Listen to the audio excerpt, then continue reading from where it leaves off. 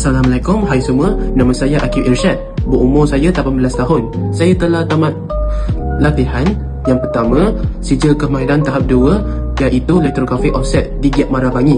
Yang kedua, sijil kemahiran tahap 3 iaitu 3D animasi sokongan pengeluaran di Toda Academy. Yang ketiga, saya sedang sambung belajar program TVET Diploma Kemahiran Malaysia tahap 4 di Meteor Academy.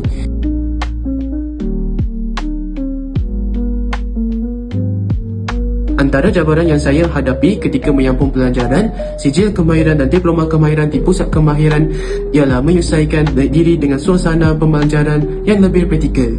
Selain itu, cabaran dari segi pengurusan masa juga akan mencabar kerana perlu seimbangkan antara teori, latihan amali dan tugasan. Kadang-kadang saya juga berasa kurang yakin dengan diri sendiri.